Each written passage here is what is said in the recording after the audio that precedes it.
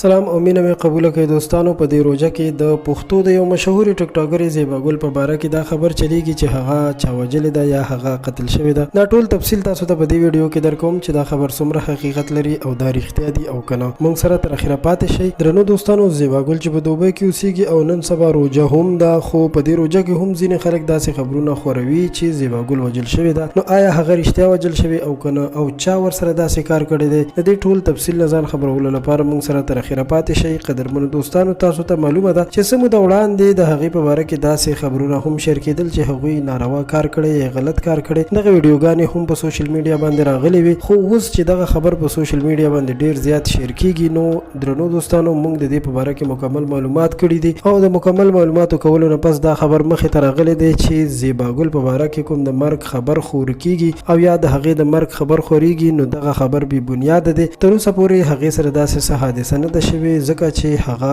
اوس هم په ټیک ټاک ویډیوګانې ورکوي، روغه جوړه ده او هیڅ قسم داسې څه ورسره مخې ته نه دي راغلي. نو ټولو پښتنو ته خواست کوو هر څوک چې داسې بې بنیاده او د ځانه خبرونه جوړوي ښه نه کوي، ځکه چې په داسې کولو سره د یو چا زړه ته تکلیف هم رسېدلی شي او روژه ده، د چا زړه ته تکلیف رسول نه دي پکار. ستاسو ټولو یو ځل بیا ډېره مننه کوم. امید لرم چې زما دا پیغام او ویډیو به مو خوښه شوي وي. خامخا زموږ چینل در سره سبسکرایب کړئ چې په راتلونکي وخت کې د خان کلیک چینل نوې ویډیوګانې تاسو ته په وخت در ورسي. تر بیا مو په لوی الله سپارم.